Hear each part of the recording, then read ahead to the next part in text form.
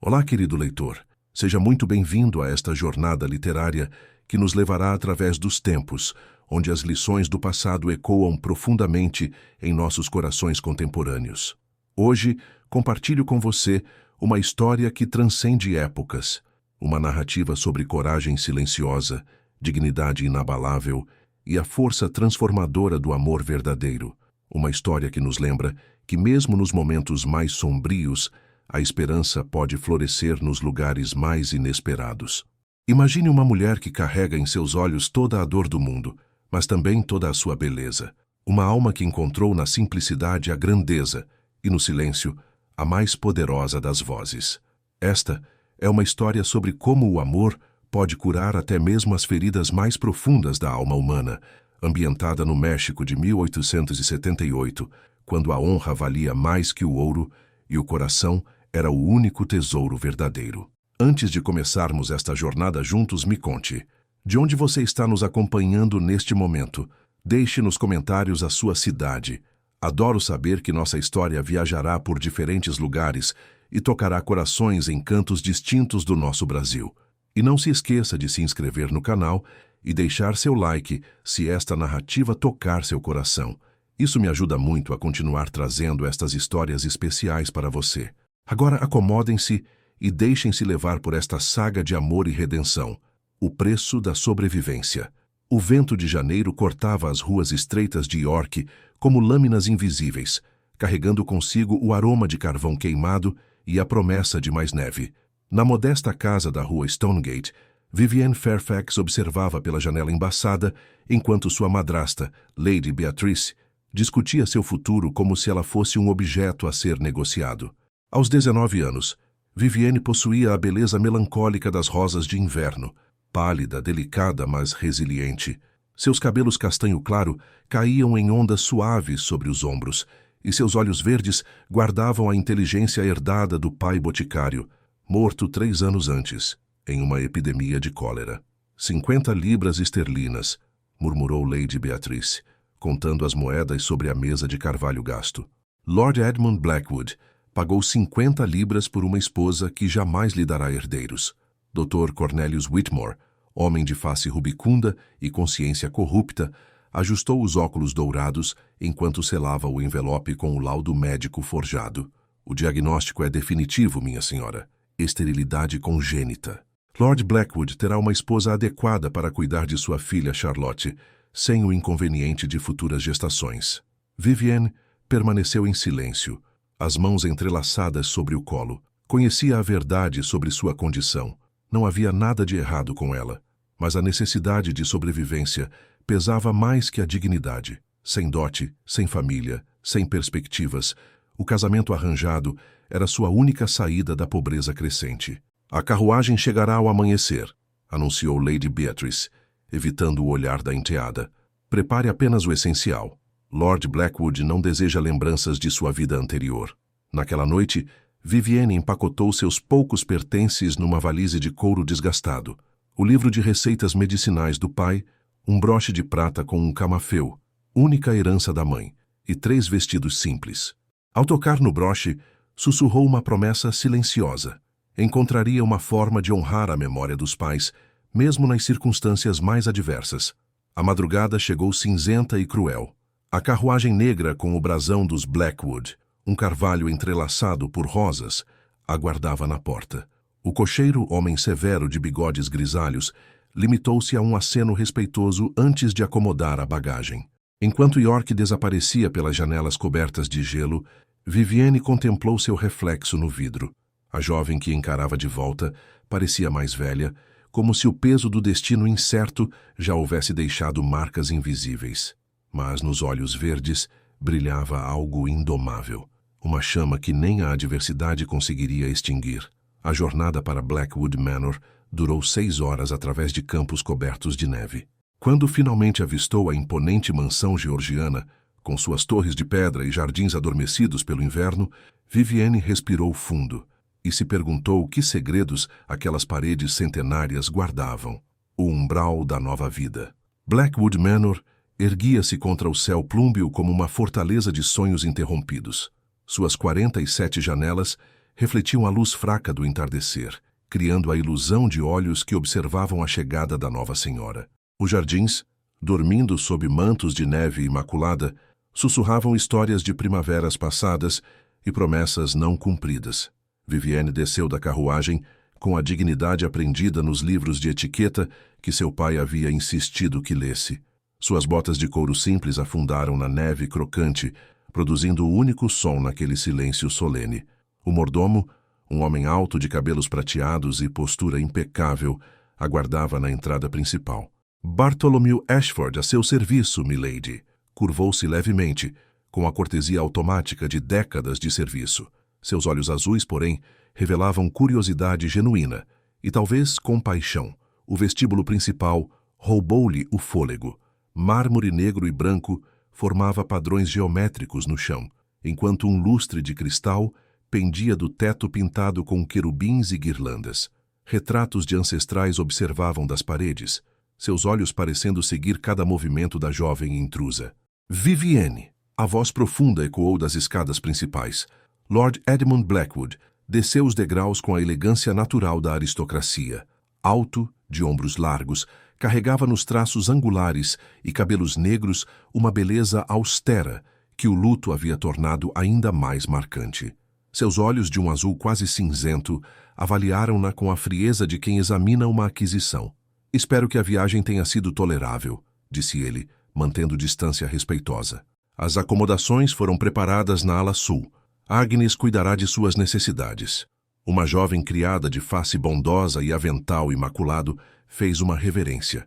Seus olhos castanhos comunicavam simpatia silenciosa, o primeiro vislumbre de calor humano desde sua chegada. A cerimônia será amanhã na capela privada, continuou Edmund, consultando o relógio de bolso. O vigário chegará ao meio-dia. 2 testemunhas serão suficientes. Nenhuma menção à celebração, parentes ou festa. O casamento seria uma formalidade, um contrato cumprido sem alegria ou expectativa. Gostaria de conhecer Charlotte, disse Vivienne, reunindo coragem. Edmund hesitou. Ela está ajustando-se à ideia de uma nova presença na casa. Talvez seja melhor aguardar. Bartholomew tossiu discretamente. Se me permite, Lord Blackwood, a senhorita Charlotte está na biblioteca. Creio que um encontro casual seria apropriado. O senhor da casa assentiu relutantemente. Agnes, acompanhe Lady Vivienne a seus aposentos primeiro. Depois, se desejar, pode apresentá-la à minha filha. Os aposentos ficavam numa ala que respirava abandono.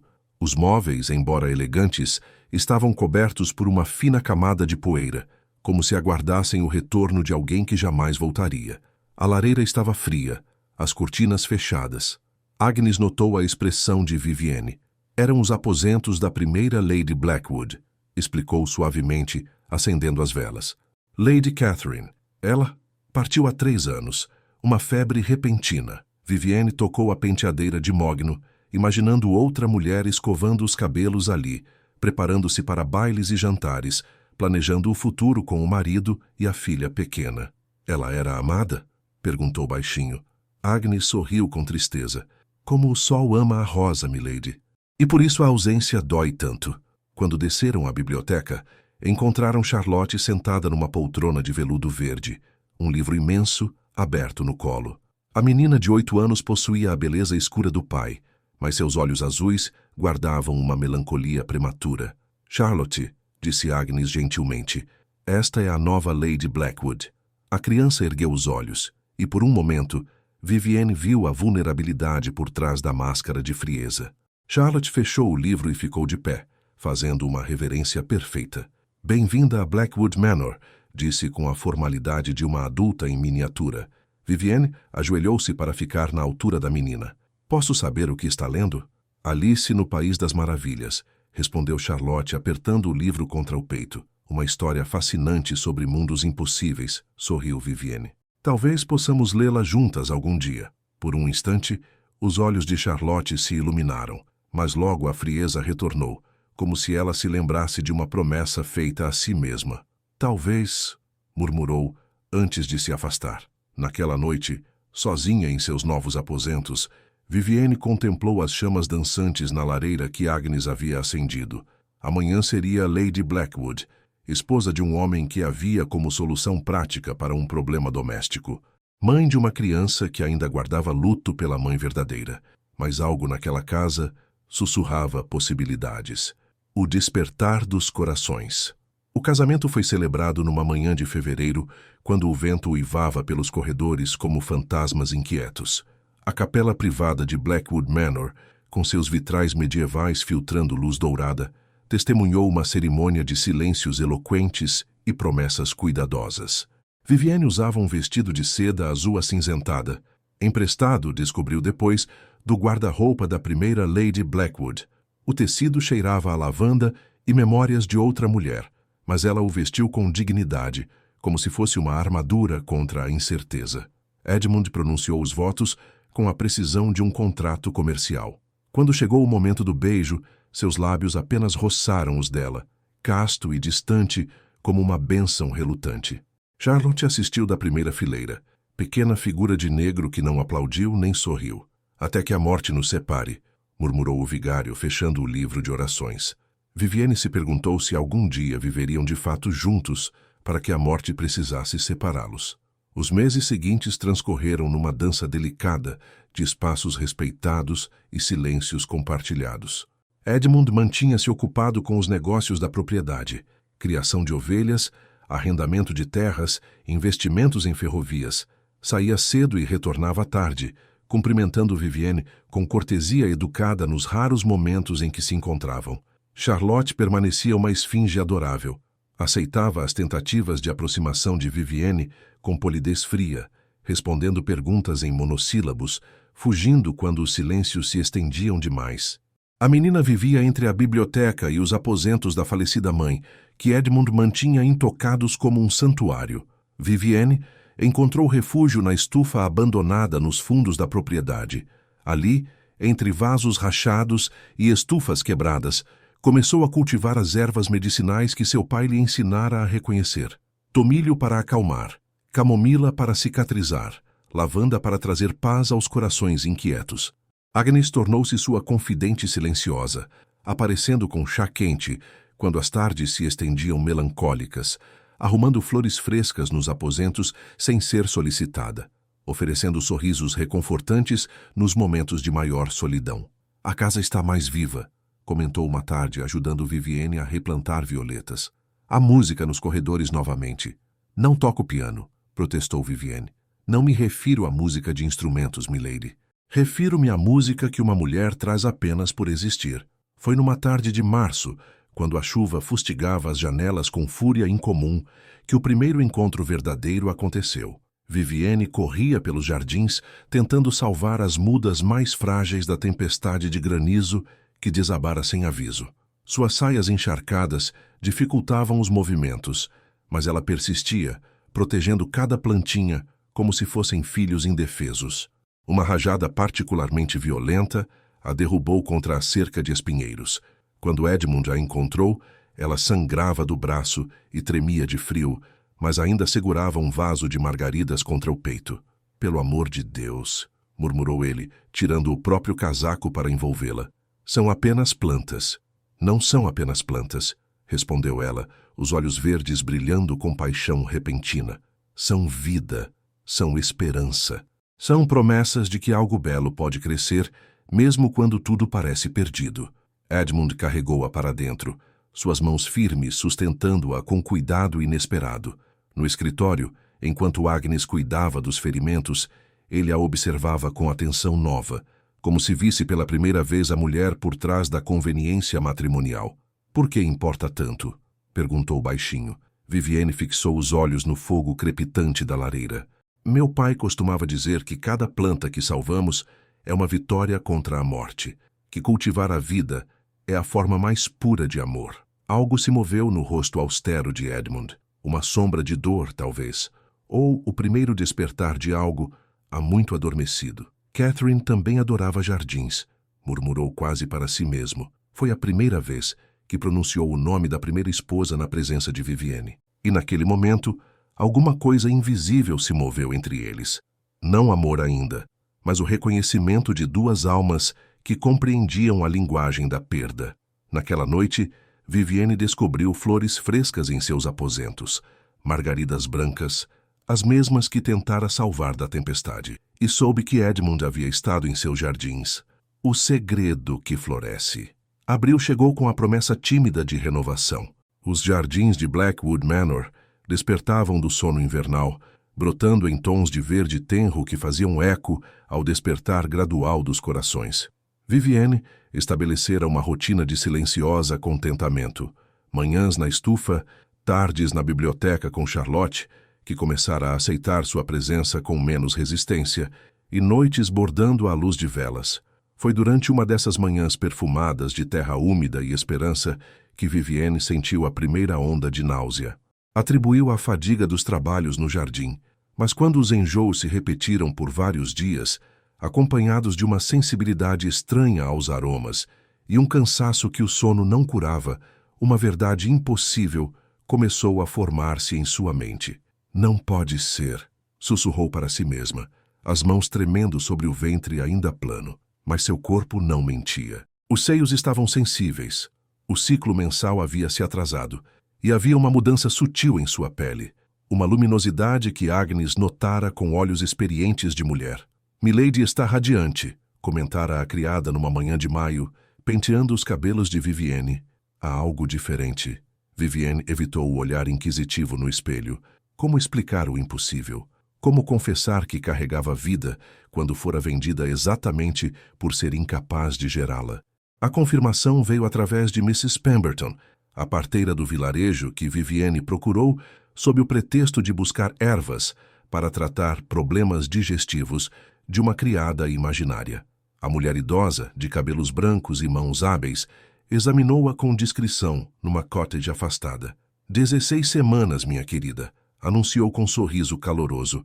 Um bebê saudável, pelo que posso perceber. Parabéns. Viviane sentou-se pesadamente numa cadeira de vime, a realidade desabando sobre ela como avalanche. 16 semanas, 4 meses de casada. O tempo conferia, mas a implicação era terrorizante. Precisa entender, sussurrou para Mrs. Pemberton. Existem circunstâncias especiais, documentos médicos que declaram minha esterilidade. Se descobrirem, a parteira franziu as sobrancelhas grisalhas. Documentos podem estar errados, querida. A natureza tem seus próprios desígnios, mas percebo sua preocupação. Manteremos segredo pelo tempo que desejar. No caminho de volta a Blackwood Manor, Viviane contemplou as opções. Revelar a gravidez significaria admitir que o casamento fora baseado numa mentira, que Dr. Whitmore forjara o diagnóstico. Edmund se sentiria enganado, traído. Pior ainda, poderiam questionar a paternidade, destruindo sua reputação e a legitimidade da criança. Mas esconder a gravidez tinha seus próprios perigos. Por quanto tempo conseguiria disfarçar as mudanças em seu corpo? E quando o bebê nascesse? Agnes foi a primeira a suspeitar. A criada leal notou as náuseas matinais, a preferência por vestidos mais folgados, a forma como Viviane tocava inconscientemente o ventre durante momentos de distração. Posso ajudar, milady, ofereceu numa tarde quando Viviane estava particularmente pálida. Seja qual for a situação, há soluções. Você sabe? Perguntou Viviane baixinho. Sei reconhecer os sinais, sorriu Agnes, e sei também que milagres acontecem quando menos esperamos. Bartholomew, com sua discrição de décadas, também começou a demonstrar cuidados extras. Oferecia o braço nas escadas, questionava se os aposentos estavam aquecidos adequadamente, providenciava refeições leves quando notava sua falta de apetite. Nunca fez perguntas, mas seus olhos azuis comunicavam compreensão e proteção silenciosa. Charlotte foi quem quase descobriu primeiro. Numa manhã de junho, a menina entrou nos aposentos de Viviane, sem bater, e a encontrou vomitando numa bacia de porcelana. Os olhos azuis se arregalaram de preocupação. Você está doente como minha mãe estava? Perguntou com voz pequena. Não, querida, respondeu Viviane, limpando o rosto com mãos trêmulas. É apenas um mal-estar passageiro, mas viu na expressão de Charlotte um medo primitivo, o terror de perder outra figura materna. Naquele momento, decidiu que, custasse o que custasse, protegeria não apenas o bebê que crescia em suas entranhas, mas também a criança que começara a vê-la como segunda mãe. Os vestidos tornaram-se mais volumosos, as cinturas mais altas. Vivienne atribuía os enjoos a problemas digestivos, a fadiga aos trabalhos no jardim. Edmund, absorvido em seus negócios e gradualmente mais atencioso com ela, não suspeitava. Mas numa noite de julho, quando a lua cheia banhava os jardins de prata, Vivienne sentiu os primeiros movimentos do bebê. Pequenos tremores, como borboletas aprisionadas que a fizeram chorar de alegria e terror ao mesmo tempo. Em 5 meses teria um filho, e ainda não sabia como explicar o milagre que nem ela mesma compreendia completamente. A Noite dos Milagres. Dezembro chegou a Blackwood Manor, com pompa de conto de fadas. A mansão vestia-se de festa para o tradicional baile de Natal, evento que reunia a mais fina aristocracia de Yorkshire. Lustres foram polidos até brilharem como constelações, arranjos florais perfumaram cada cômodo, e o salão principal transformou-se num palácio de cristal e luz dourada. Vivienne, agora com 28 semanas de gestação, conseguira disfarçar a gravidez com maestria. Vestidos da moda império, com cinturas altas logo abaixo dos seios, permitiam que a barriga nascente passasse despercebida. Suas faces coradas e o brilho especial dos olhos eram atribuídos à felicidade matrimonial. "Está deslumbrante", murmurou Edmund ao vê-la descer a escada principal, usando um vestido de veludo verde esmeralda com bordados dourados. Era a primeira vez que a elogiava abertamente, e Vivienne sentiu o coração acelerar. Nos últimos meses, algo mudara entre eles. Edmund tornara-se mais atencioso, buscando sua companhia para passeios pelos jardins, perguntando sua opinião sobre reformas na propriedade, incluindo-a em decisões que antes tomava sozinho. Não havia declarações de amor, mas uma intimidade crescente que aquecia os corações como lenha numa lareira. Charlotte, agora com 9 anos e encantadora num vestido de veludo azul, acompanhava-os como uma pequena dama. A menina abraçara Vivienne como segunda mãe, chamando-a carinhosamente de Vivi nos momentos de descontração. O salão fervilhava de convidados ilustres, duques, condes, barões e suas esposas ornamentadas como árvores de Natal humanas. Lady Margaret Blackwood, sogra de Edmund, presidia a recepção com seu habitual ar de desaprovação mal disfarçada. Nunca aceitara completamente Vivienne, considerando-a uma intrusa de origem inferior. "A segunda Lady Blackwood adapta-se surpreendentemente bem", comentou maliciosamente com a duquesa de Yorkshire, voz calculadamente alta para que Vivienne ouvisse. "Embora, naturalmente, jamais possa substituir nossa querida Catherine." Vivienne ignorou os comentários venenosos, concentrando-se em desempenhar seu papel de anfitriã perfeita. Cumprimentou cada convidado com graça genuína, supervisionou o serviço do jantar e, quando chegou o momento da valsa de abertura, aceitou o braço de Edmund com dignidade real. "Está nervosa?" perguntou ele enquanto caminhavam para o centro do salão. "Um pouco", admitiu ela, mas não pelos motivos que ele imaginava. Desde a manhã sentia contrações leves que atribuíra ao cansaço dos preparativos. Mas durante o jantar, as dores intensificaram-se, irradiando-se pelas costas em ondas ritmadas que tentava ignorar. A orquestra iniciou uma valsa melancólica de Chopin. Edmund guiou-a pelos primeiros passos com elegância natural, seus olhos fixos nos dela com uma intensidade que fazia o coração disparar. Outros casais juntaram-se à dança, criando um caleidoscópio de cores e movimentos sob os lustres cintilantes. Foi no meio de uma pirueta graciosa que a dor a atingiu como punhal, tão intensa que Vivienne gemeu involuntariamente, suas mãos apertando os ombros de Edmund com força desesperada. "O que houve?" perguntou ele, alarmado, sustentando-a quando ela cambaleou. "Eu preciso..." Outra contração a cortou ao meio. Desta vez, sentiu algo quente escorrer pelas pernas. "Meu Deus!" sussurrou Edmund, percebendo que algo estava terrivelmente errado. Agnes, que observava discretamente das laterais, aproximou-se rapidamente. Com um olhar, compreendeu a situação e agiu com eficiência militar. "Milady está se sentindo indisposta", anunciou alto o suficiente para os convidados próximos ouvirem. "Talvez seja melhor escoltá-la aos aposentos." Mas enquanto se dirigiam à saída do salão, apoiando Vivienne, que mal conseguia caminhar, outra contração devastadora a dobrou completamente. O líquido amniótico jorrou, encharcando o vestido e o chão de mármore. Um silêncio sepulcral desceu sobre o salão. 100 pares de olhos fixaram-se na cena impossível. A mulher declarada estéril em trabalho de parto durante o baile mais elegante da temporada. "Levem-na à biblioteca", ordenou Edmund, sua voz cortando o silêncio como lâmina.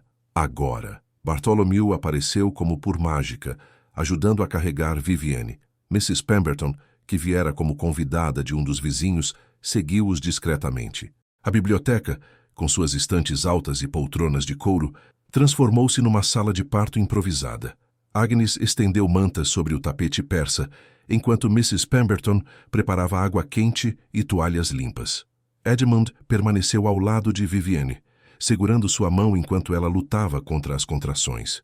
"Como isso é possível?" perguntou ele, a voz carregada de confusão e admiração. "Eu não sei", gemeu Vivienne entre as dores. O diagnóstico estava errado.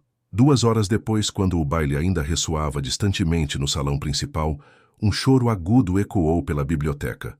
Oliver Fairfax Blackwood chegara ao mundo numa explosão de milagre e escândalo, pequeno e perfeito, com os olhos verdes da mãe e os cabelos escuros do pai. Edmund segurou o filho com mãos trêmulas, lágrimas rolando silenciosamente pelas faces austeras. Era a primeira vez que Vivienne o via chorar. "Nosso filho", sussurrou ele, olhando-a com uma expressão que ela jamais vira antes. "Nosso milagre impossível."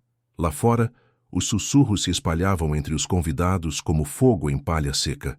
A história de Vivienne Fairfax, a mulher estéril que deu à luz durante um baile de Natal, começava a se tornar lenda, e nas profundezas do amor recém-nascido, ninguém imaginava as tempestades que viriam. Tempestades e revelações. Os primeiros dias após o nascimento de Oliver transcorreram numa bolha dourada de intimidade familiar. Vivienne repousava na suíte principal. Edmund insistira que deixasse os aposentos da ala sul para ficar mais próxima dele e do bebê. Charlotte mostrava-se encantada com o irmãozinho, ajudando Agnes com pequenas tarefas e cantarolando canções de ninar que aprendera com a mãe verdadeira. Mas a felicidade doméstica não podia conter as ondas de escândalo que se propagavam por toda Yorkshire.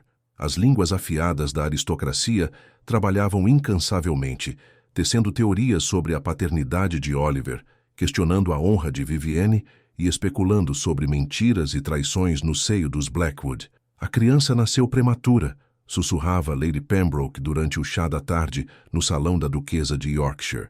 6 meses de casamento, bebê nascendo no 7º. "Façam as contas. Dizem que ela já estava grávida quando se casou", acrescentava Lady Thornfield, mexendo o açúcar com gestos teatrais. Uma farsa para conseguir um marido rico. Edmund enfrentava os rumores com frieza aristocrática, mas Vivienne percebia a tensão crescente em seus ombros, a forma como evitava encontros sociais e se refugiava nos negócios. Uma tarde de janeiro, ela o encontrou no escritório, contemplando uma carta com expressão sombria. "O que houve?" perguntou suavemente, aproximando-se da poltrona onde ele se sentava. Edmund ergueu os olhos, revelando uma mistura de raiva e dor que a assustou. "Carta anônima", disse secamente.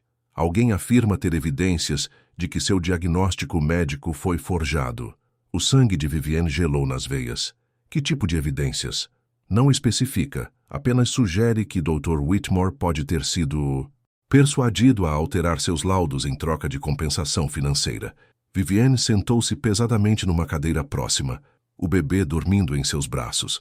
Sabia que este momento chegaria eventualmente, mas não estava preparada para enfrentá-lo. "Edmund", começou com voz trêmula, "preciso lhe contar algo."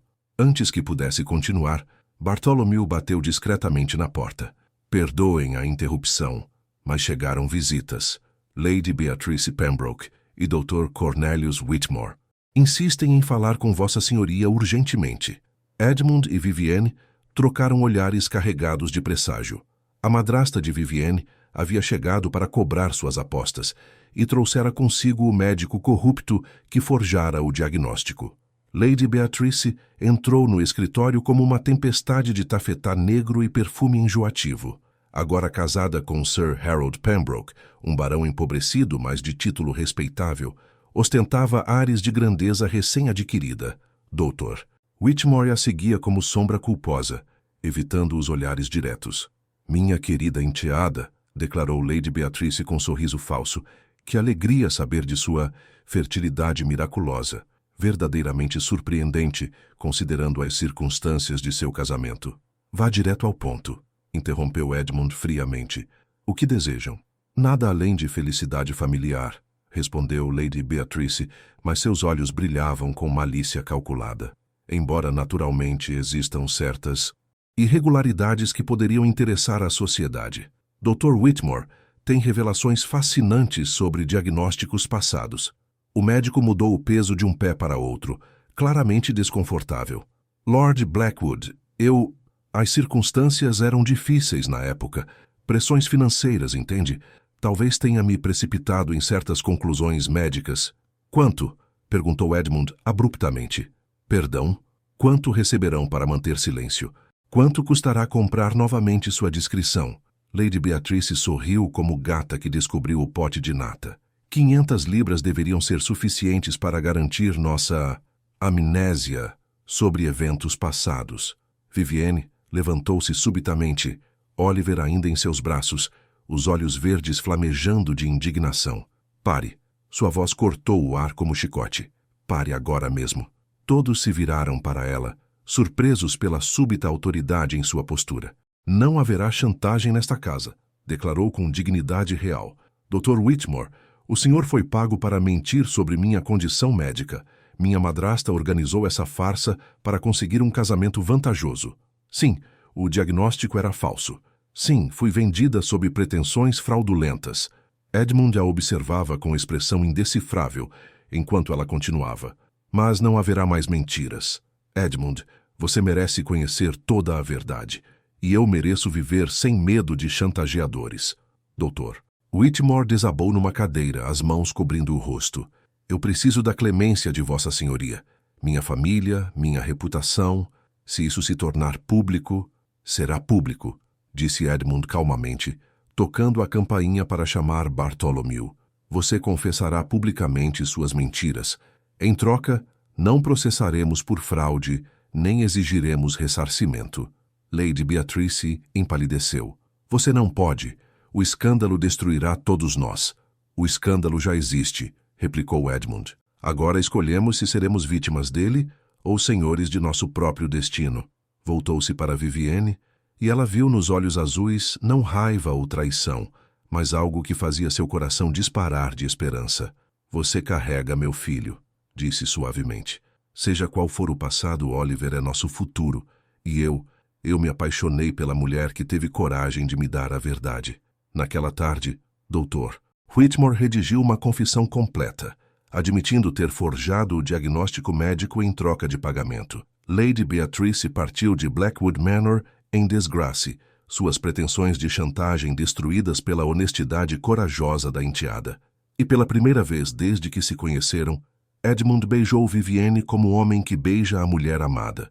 O amor verdadeiro, descobriram, nascia não da perfeição, mas da coragem de enfrentar imperfeições juntos. Chás renascimento do amor. A primavera de 1884 chegou a Blackwood Manor como bênção celestial.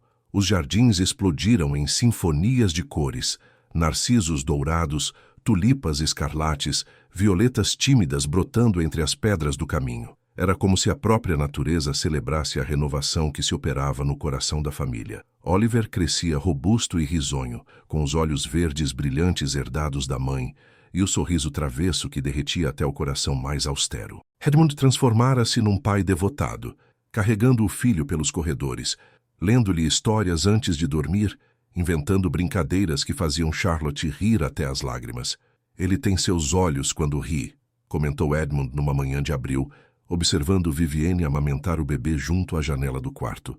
A luz dourada aureolava seus cabelos soltos, criando uma imagem de maternidade que tocava sua alma como música sagrada.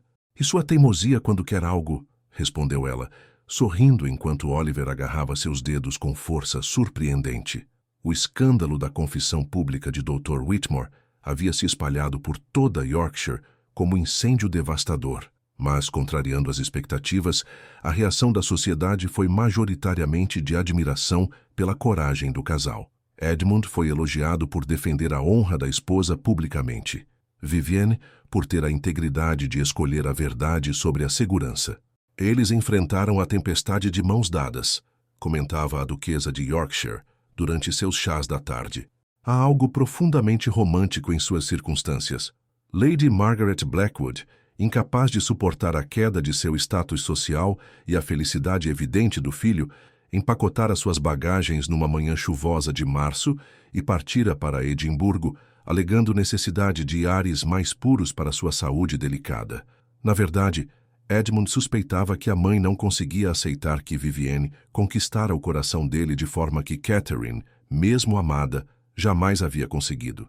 Ela voltará, disse Vivienne generosamente, quando Edmund expressou sentimentos conflituosos sobre a partida da mãe.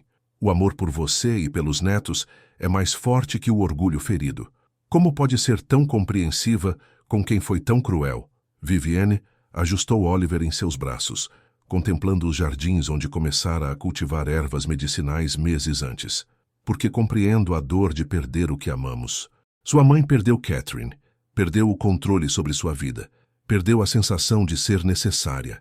A crueldade, às vezes, é apenas dor vestida de raiva. Foi naquele momento que Edmund compreendeu completamente por que se apaixonara por aquela mulher. Não apenas por sua beleza delicada ou sua força silenciosa, mas pela sabedoria compassiva que transformava feridas em compreensão, mágoas em perdão. Casemos novamente, disse subitamente. Vivienne ergueu os olhos, surpresa. Já somos casados. Casamos por conveniência, baseado em mentiras e necessidades práticas. Quero casar-me por amor, na Catedral de York, com todos os sinos repicando e nossa família presente. Quero que o mundo saiba que Vivienne Fairfax Blackwood é minha esposa escolhida, não minha solução conveniente. Lágrimas brilharam nos olhos verdes. Edmund, Charlotte será nossa daminha. Oliver, nosso pequeno príncipe. Convidaremos toda Yorkshire para testemunhar que o amor verdadeiro pode nascer até mesmo das circunstâncias mais improváveis. A cerimônia foi celebrada numa manhã gloriosa de maio, quando York se vestia de festa primaveril.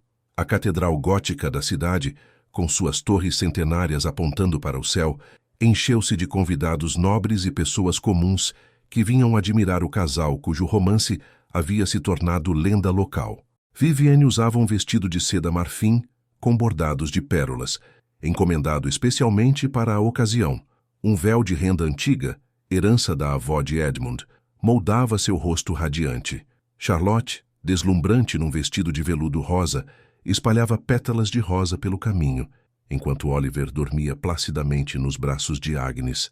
Quando Edmund viu Vivienne descendo o corredor central ao som do órgão majestoso, soube que experimentava o que poucos homens têm o privilégio de sentir, o momento exato em que a alma reconhece sua metade perdida. Os votos foram escritos por eles mesmos, palavras que brotavam do coração transformado. Vivienne, disse Edmund, sua voz ecoando pelas abóbadas góticas, você chegou à minha vida como tempestade inesperada e trouxe primavera onde havia apenas inverno. Prometo amá-la não apenas pelo que você é, mas pelo que me tornei ao seu lado. Edmund, respondeu ela, as mãos trêmulas nas dele, você me ensinou que o amor verdadeiro não é perfeição, mas coragem de ser imperfeitos juntos. Prometo caminhar ao seu lado, através de todas as estações da vida. Quando se beijaram ao final da cerimônia, foi com a paixão de amantes que se descobrem e a ternura de companheiros que se escolhem deliberadamente. A festa de casamento transformou Blackwood Manor numa corte de contos de fadas. Danças até o amanhecer, banquetes suntuosos, risadas ecoando pelos jardins perfumados. Charlotte dançou com o pai, Vivienne com Oliver no colo, recebeu cumprimentos de centenas de convidados. E quando a noite se aprofundou, os dois enamorados caminharam sozinhos pelos jardins sob a luz das estrelas. Somos uma família verdadeira agora, sussurrou Vivienne, encostada ao peito de Edmund, enquanto observavam as rosas brancas que ela plantara brilharem fantasmagoricamente na escuridão. Sempre fomos, respondeu ele, beijando-lhe os cabelos. Apenas demorou um pouco para percebermos. E nos meses que se seguiram, Blackwood Manor transformou-se no que Vivienne sempre sonhara, Um lar onde o amor crescia como jardim bem cuidado, onde as feridas do passado cicatrizavam em sabedoria, onde cada dia trazia nova prova de que milagres acontecem quando os corações estão abertos para recebê-los. O amor havia vencido as convenções, a verdade derrotara as mentiras e uma família se completara através dos caminhos mais improváveis. A colheita dos sonhos. O verão de 1884 envolveu Blackwood Manor como um abraço dourado.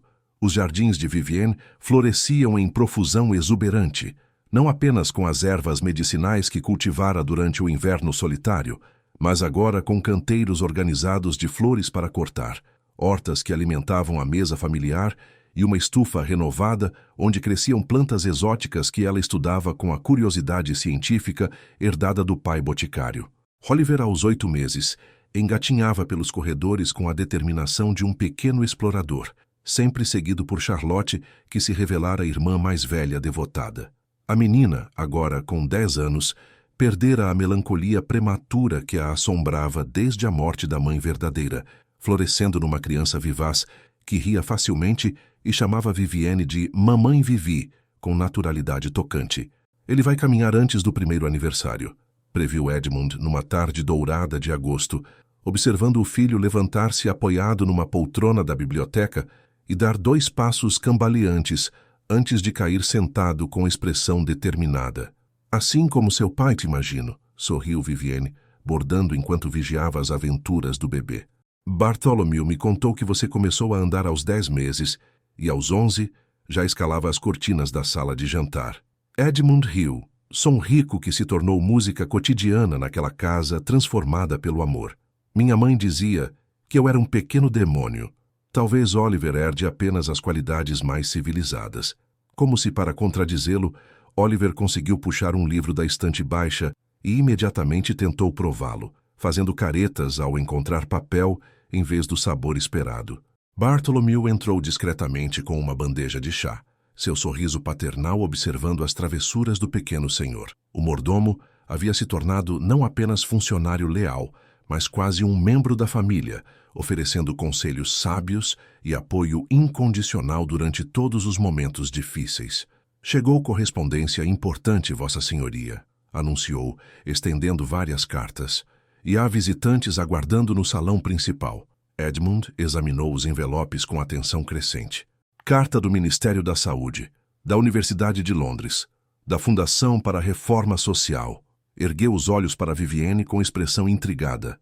Parecem ser relacionadas aos seus projetos de caridade. Nos últimos meses, Vivienne havia canalizado sua compaixão natural e conhecimento de ervas medicinais em iniciativas para ajudar as famílias trabalhadoras da região. Começara oferecendo tratamentos simples para os empregados da propriedade, mas a notícia de sua eficiência se espalhara rapidamente. Logo, mulheres dos vilarejos próximos vinham buscar ajuda para cólicas infantis, febres, ferimentos menores que não justificavam o custo de um médico. São apenas cuidados básicos, protestou Vivienne, quando Edmund elogiou sua crescente reputação como curandeira. Coisas que meu pai me ensinou. Não subestime o impacto, replicou ele seriamente. Mrs. Pemberton comentou que a mortalidade infantil na região diminuiu desde que você começou a oferecer seus serviços. As parteiras locais estão enviando casos difíceis para você. Os visitantes no salão principal revelaram-se representantes de 3 organizações influentes de Londres. Sir Gregory Worthington, do Ministério da Saúde, Professor Aldrich Pembroke, da Universidade de Londres, e Lady Catherine Thornfield, da Fundação para a Reforma Social. Lady Blackwood, começou Sir Gregory após as apresentações formais. Sua reputação chegou até nós através de relatos extraordinários. Curandeira autodidata que combina conhecimento herbal tradicional com práticas médicas modernas, reduzindo significativamente a mortalidade em sua região. Exageram meus méritos, respondeu Vivienne modestamente, mas Edmund notou o brilho de interesse em seus olhos. Professor Pembroke inclinou-se para a frente em sua cadeira. Gostaríamos de propor uma parceria, Lady Blackwood. A universidade está estabelecendo um programa pioneiro de medicina comunitária. Necessitamos de alguém com sua experiência prática para desenvolver protocolos de tratamento que possam ser replicados em outras regiões rurais. Lady Thornfield acrescentou: a Fundação para a Reforma Social está preparando a abertura de clínicas gratuitas em áreas carentes. Seu modelo de cuidados poderia revolucionar o atendimento às classes trabalhadoras. Edmund observava Vivienne com atenção, reconhecendo os sinais de excitação intelectual que ela tentava disfarçar sob a compostura social. Esta era a mulher que salvara plantinhas numa tempestade de granizo, que enfrentara escândalos sociais por amor à verdade, que transformara uma propriedade aristocrática num centro de cuidados comunitários. Que tipo de comprometimento isso exigiria? Perguntou o prático. 3 dias por mês em Londres, respondeu Sir Gregory. Consultorias, desenvolvimento de protocolos, treinamento de outros profissionais. O restante do tempo, continuaria seu trabalho aqui, que serviria como laboratório de campo para nossos estudos. E, naturalmente, acrescentou o professor Pembroke, a posição viria acompanhada de compensação generosa e reconhecimento oficial como consultora em medicina comunitária da Universidade de Londres. Vivienne olhou para Edmund, uma pergunta silenciosa nos olhos verdes. Ele respondeu com um sorriso que comunicava orgulho e apoio incondicional. Aceito, disse ela simplesmente. Sob a condição de que minha família permaneça prioridade absoluta. Naturalmente, concordaram os 3 visitantes em uníssono.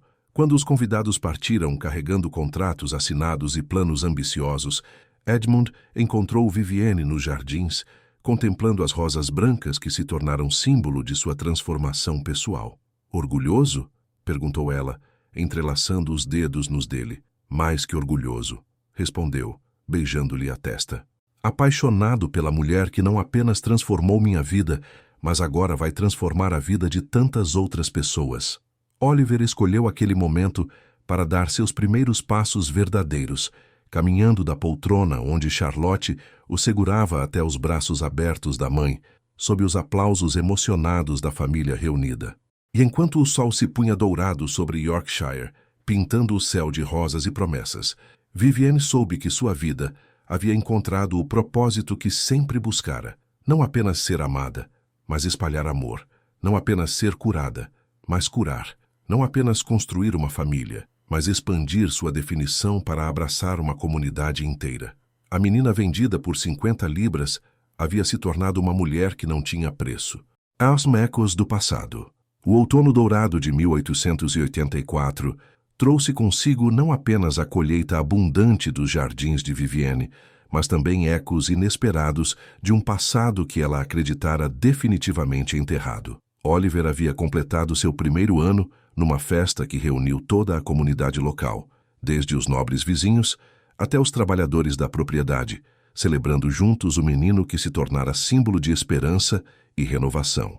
Charlotte, agora uma mocinha de 11 anos com a inteligência aguçada e personalidade vivaz, ajudava Vivienne nos cuidados às pessoas que vinham buscar tratamento. A menina mostrava talento natural para a cura, memorizando receitas de ervas e demonstrando compaixão genuína pelos sofrimentos alheios. Ela será médica um dia, profetizou Vivienne numa manhã enquanto observavam Charlotte preparar cataplasmas para um garoto do vilarejo que machucara o joelho. Marque minhas palavras, Edmund. Sua filha vai quebrar barreiras. Nossa filha, corrigiu ele suavemente, mas com firmeza. E sim, suspeito que Charlotte conquistará o mundo se assim desejar. O reconhecimento profissional de Vivienne crescia exponencialmente. Seus relatórios mensais para a Universidade de Londres eram estudados por médicos de toda a Europa, e sua clínica improvisada em Blackwood Manor recebia visitantes de lugares distantes que vinham aprender suas técnicas inovadoras. Foi numa tarde chuvosa de novembro que Bartholomew anunciou a chegada de uma visita inesperada. Dr. James Whitmore aguarda no salão, Vossa Senhoria, filho do Dr. Cornelius. Vivienne e Edmund trocaram olhares carregados de apreensão. Dr. Cornelius Whitmore havia morrido 6 meses após confessar publicamente sua fraude médica, consumido pela vergonha e pela perda de sua reputação, que traria seu filho a Blackwood Manor. Dr. James Whitmore revelou-se um homem jovem de aparência franca, com cerca de 30 anos, cabelos castanhos e olhos sinceros que contrastavam vividamente com a desonestidade do pai. Vestia-se com simplicidade profissional e carregava uma pasta de couro desgastada. Lord e Lady Blackwood, começou após as apresentações, venho com propósito delicado. Meu pai, nos últimos meses de vida, passou-me informações sobre irregularidades em sua prática médica que vão além do caso de Lady Blackwood. Edmund inclinou-se para a frente em sua poltrona. Que tipo de irregularidades? Diagnósticos forjados, tratamentos desnecessários, medicamentos vendidos como curas milagrosas para famílias desesperadas. Meu pai documentou tudo num diário, creio que como forma de confissão tardia. Dr. James abriu a pasta e retirou um caderno de couro negro. Há pelo menos 20 casos similares ao de Lady Blackwood. Mulheres declaradas estéreis que depois tiveram filhos, homens diagnosticados com doenças incuráveis que se recuperaram completamente. Vivienne sentiu um frio no estômago. Quantas famílias foram destruídas? Muitas, receio. Casamentos arranjados baseados em diagnósticos falsos. Heranças perdidas devido a supostas incapacidades mentais fabricadas. Tratamentos caros e inúteis que empobreceram famílias trabalhadoras. Edmund levantou-se e caminhou até a janela, contemplando os jardins onde Oliver brincava sob os cuidados de Agnes. Por que traz isso até nós? O que pode ser feito agora? Meu pai deixou instruções específicas. Desejava que eu reparasse os danos causados por sua desonestidade. Estabeleceu um fundo usando suas economias pessoais para compensar as vítimas, mas preciso da ajuda de vocês para localizar e contatar essas pessoas. Vivienne compreendeu imediatamente. Quer que eu use minha posição na Universidade de Londres para investigar oficialmente esses casos? Exatamente. Com sua reputação e credibilidade, uma investigação liderada por Lady Blackwood seria levada a sério pelas autoridades médicas. Poderíamos expor um padrão de corrupção que vai muito além de um médico rural. Edmund retornou à poltrona, sua expressão pensativa. Isso implicaria reviver publicamente os detalhes de nosso próprio caso. Vivienne, você está disposta a expor novamente nossa história privada? Vivienne olhou para o diário nas mãos de Dr. James, pensando em todas as mulheres que podem ter sofrido como ela sofreu, em todas as famílias destruídas por mentiras médicas. Lembrou-se da angústia de acreditar-se incapaz de ter filhos, da humilhação de ser vendida como defeituosa. Se nossa experiência pode ajudar outras pessoas a encontrarem justiça, disse com voz firme, então vale qualquer constrangimento pessoal. Dr. James sorriu com alívio evidente. Há mais uma coisa. Meu pai mencionou que Lady Beatrice pode ter estado envolvida em outros esquemas similares. Casamentos arranjados baseados em diagnósticos médicos duvidosos eram aparentemente mais comuns do que imaginávamos. Minha madrasta, murmurou Vivienne, não inteiramente surpresa. Bartholomew, pode verificar o paradeiro atual de Lady Beatrice Pembroke. 2 dias depois, descobriram que Lady Beatrice havia fugido para o continente após o escândalo da confissão de Dr. Cornelius, deixando para trás um marido em dificuldades financeiras e uma trilha de dívidas não pagas. Aparentemente, informou Bartholomew com satisfação discreta, Sir Harold Pembroke está tentando vender a propriedade para pagar os credores. Lady Beatrice desapareceu levando as joias da família dele. Vivienne sentiu uma mistura de tristeza e justiça poética. A mulher que a vendera por ganância enfrentava agora as consequências de sua própria desonestidade. A investigação pode levar meses, alertou o Dr. James, e certamente atrairá a atenção da imprensa. Estão preparados para isso? Edmund tomou a mão de Vivienne entre as suas. Enfrentamos tempestades antes. Esta não será diferente. Naquela noite, enquanto Oliver dormia placidamente em seu berço e Charlotte estudava na biblioteca, Vivienne e Edmund caminharam pelos jardins sob a luz das estrelas, discutindo as implicações da decisão que haviam tomado. Tem certeza? Perguntou ele suavemente. Uma vez que começarmos essa investigação, não haverá volta. Vivienne parou junto às rosas brancas que brilhavam fantasmagoricamente na escuridão, flores que plantara durante seus momentos de maior solidão e que agora simbolizavam sua força renascida. Edmund, durante meses vivi acreditando que era defeituosa, incompleta. Quantas outras mulheres estão vivendo essa mentira agora? Se posso usar minha posição para expor a verdade, então tenho obrigação moral de fazê-lo. Ele a beijou ternamente, admirando mais uma vez a coragem moral da mulher que escolhera como companheira de vida. E assim, numa decisão que ecoaria por toda a Inglaterra vitoriana, Vivienne Fairfax Blackwood comprometeu-se a liderar a investigação que seria conhecida posteriormente como o Escândalo Whitmore, uma exposição devastadora da corrupção médica que mudaria para sempre os padrões de ética profissional na medicina britânica. Mas essa seria apenas mais uma batalha na guerra que ela vinha travando desde o dia em que foi vendida como mercadoria defeituosa. Sua conspiração revelada. O inverno de 1885 chegou mais rigoroso que o habitual, cobrindo Yorkshire com neve que parecia não ter fim. Mas dentro de Blackwood Manor, um fogo diferente ardia. O fogo da investigação que consumia dias e noites, enquanto Vivienne, Edmund e Dr. James Whitmore vasculhavam documentos, entrevistavam vítimas e montavam um caso que abalaria os alicerces da medicina britânica. A sala que antes fora usada apenas para reuniões sociais transformara-se num quartel-general improvisado.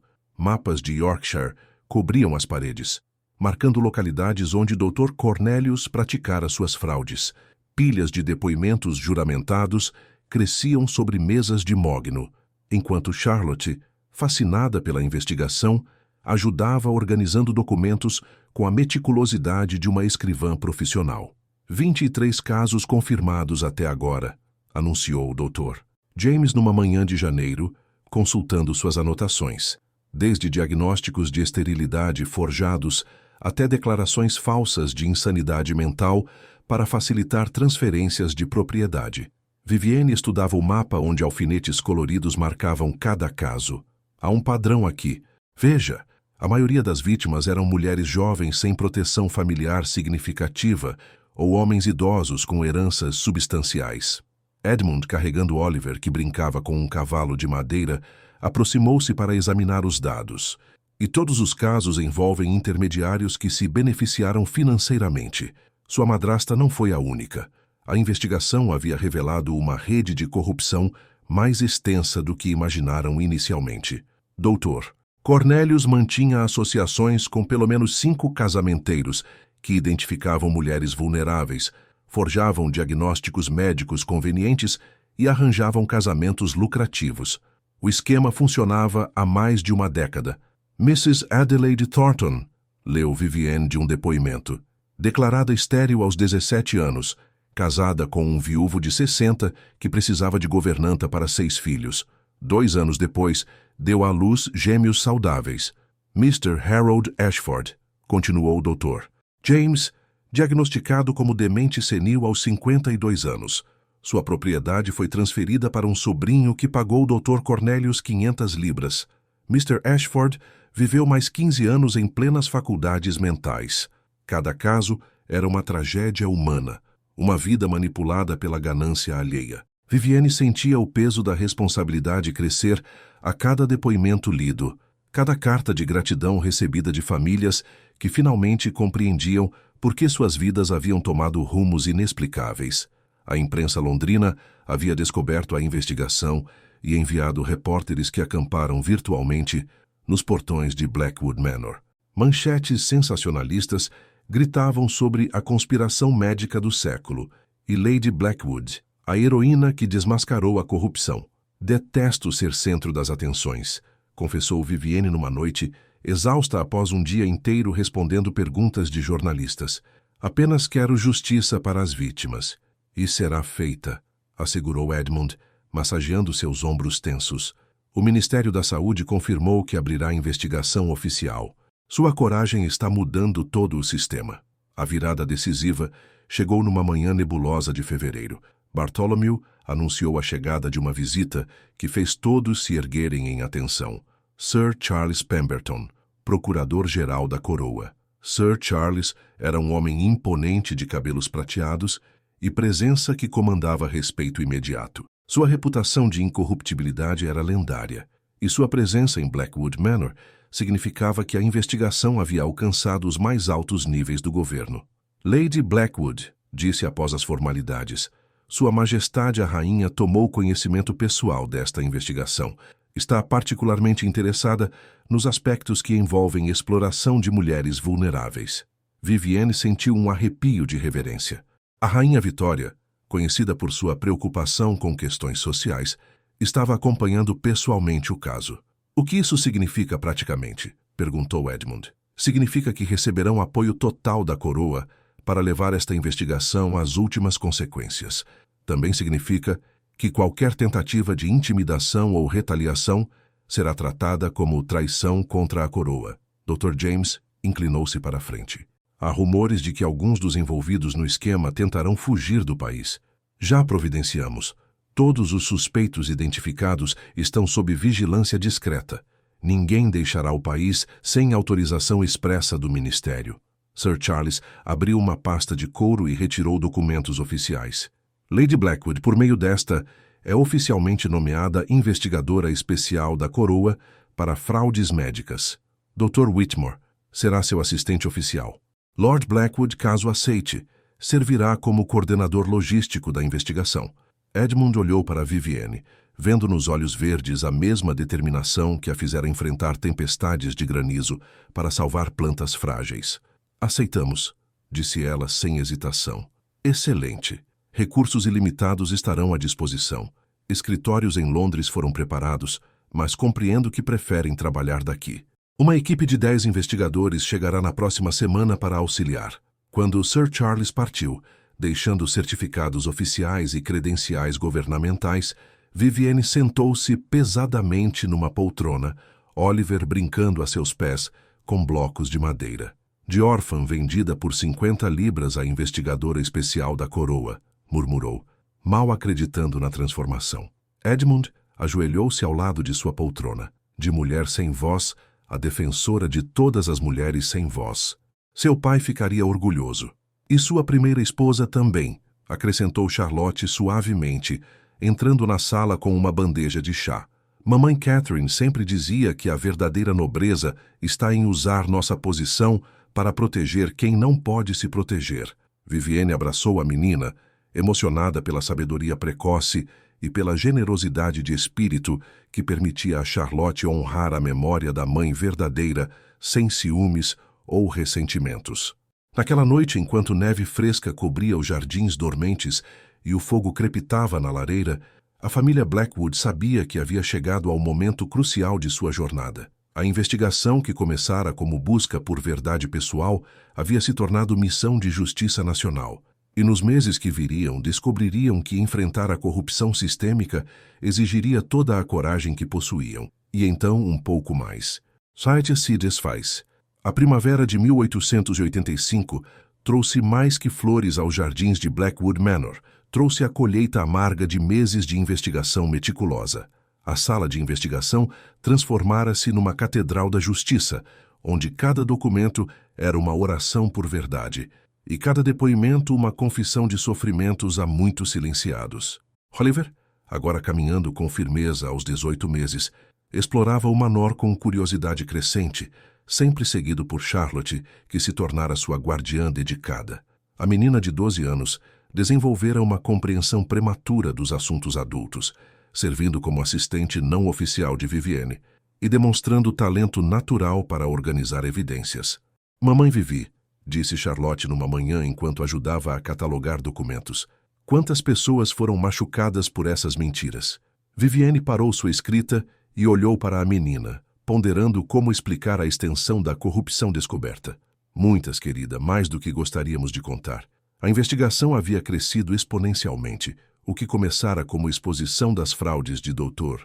Cornelius revelara uma rede de corrupção que se estendia por 3 condados, envolvendo dezenas de médicos, casamenteiros, advogados desonestos e até membros menores da nobreza. Dr. James Whitmore havia se provado investigador incansável, motivado pela necessidade de reparar os pecados do pai. Sua dedicação tocava Vivienne profundamente. Ela reconhecia nele a mesma determinação que a impelira a enfrentar verdades dolorosas sobre seu próprio passado. Confirmamos mais 15 casos esta semana, relatou Dr. James durante uma reunião matinal, incluindo 3 mulheres que foram declaradas insanas para facilitar casamentos arranjados com seus próprios primos, garantindo que heranças familiares não saíssem do círculo. Edmund, estudando mapas que mostravam a extensão geográfica dos crimes, assobiou baixinho. É uma indústria inteira construída sobre exploração humana. A equipe de 10 investigadores enviados pela coroa havia se instalado numa ala inteira do Manor, transformando Blackwood numa sede temporária de operações governamentais. Telegrafistas trabalhavam em turnos, enviando e recebendo mensagens de todo o país. Contadores analisavam registros financeiros procurando padrões de pagamentos suspeitos. Inspetor-General William Hartwell, líder da equipe governamental, era um homem de meia-idade com experiência em casos de corrupção institucional. Sua presença trouxe metodologia policial profissional à investigação, mas ele sempre deferira à autoridade de Vivienne, reconhecendo sua compreensão única das motivações por trás dos crimes. Lady Blackwood disse durante uma reunião na biblioteca: recebemos informações de que Lady Beatrice Pembroke foi localizada em Viena. Autoridades austríacas concordaram em extraditá-la. Vivienne sentiu um misto de satisfação e melancolia. Sua madrasta enfrentaria finalmente as consequências de seus atos, mas isso não desfaria anos de vidas arruinadas. E os outros envolvidos? Dr. Marcus Whitfield de Leeds foi preso ontem. Dr. Patricia Thornton de Sheffield está cooperando em troca de clemência. Mr. Geoffrey Ashford, um dos casamenteiros principais, tentou suicídio, mas sobreviveu e está sob custódia médica. Charlotte ergueu os olhos de seus papéis. Por que pessoas fazem coisas tão ruins por dinheiro? Inspector Hartwell considerou a pergunta com seriedade. Algumas pessoas, senhorita Charlotte, esquecem que outras pessoas têm sentimentos reais. Começam a ver outros seres humanos como objetos que podem ser vendidos e comprados. Como fizeram com mamãe Vivi, disse Charlotte com indignação precoce. Exatamente como fizeram com sua mãe, concordou Edmund, orgulhoso da compaixão e inteligência da filha. O momento mais dramático chegou numa tarde chuvosa de abril. Lady Beatrice Pembroke foi trazida sob escolta de Dover, onde chegara no navio que a trouxe de volta do continente. Vivienne não a via desde aquele dia terrível em janeiro, quando sua madrasta tentara chantageá-la. Lady Beatrice entrara na biblioteca onde se realizaria seu interrogatório como fantasma de sua antiga arrogância. O exílio havia cobrado seu preço. Cabelos prematuramente grisalhos, roupas que já foram elegantes, mas agora pareciam cansadas, olhos que evitavam contato direto. Vivienne, disse com voz trêmula, tentando recuperar a autoridade perdida.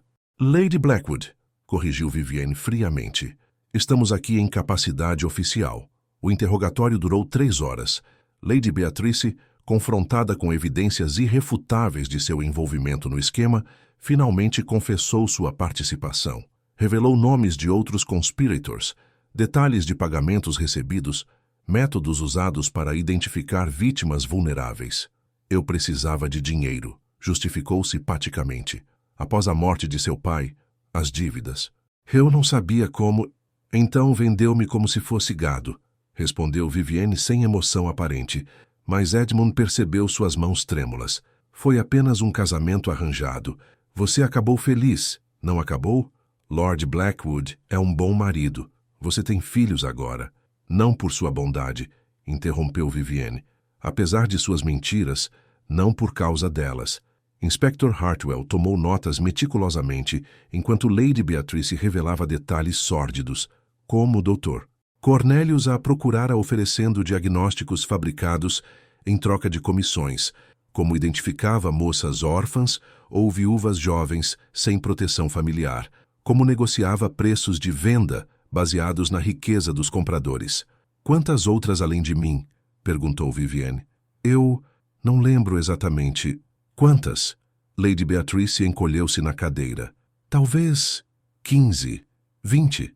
Ao longo de 10 anos, Vivienne fechou os olhos brevemente, absorvendo a magnitude do sofrimento causado por aquela mulher que deveria tê-la protegido após a morte dos pais.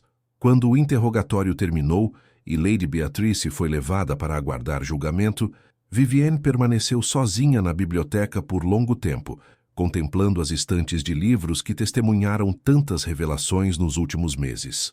Edmund encontrou-a ali quando escureceu, sentada numa poltrona com Oliver dormindo em seu colo. Como se sente? Perguntou suavemente, sentando-se no braço da poltrona. Estranhamente vazia, admitiu ela. Passei tanto tempo buscando justiça que não pensei em como me sentiria quando a encontrasse.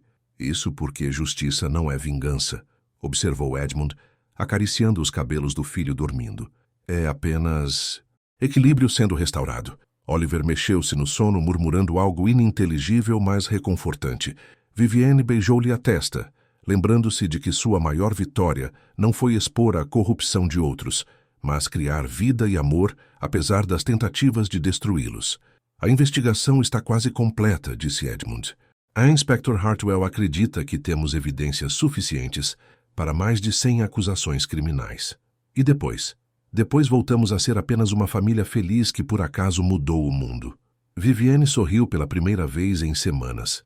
Do lado de fora, a chuva havia parado e as primeiras estrelas brilhavam timidamente entre nuvens dispersas. A verdade havia vencido. Agora era hora de viver em sua luz. O julgamento do século. O verão de 1885 transformou Londres numa cidade fervilhante de antecipação legal. O que a imprensa já chamava de o julgamento do século atraiu atenção internacional, com repórteres chegando de Paris, Berlim, Roma e até mesmo Nova York, para cobrir o processo que prometia expor a corrupção médica mais sistemática da era vitoriana.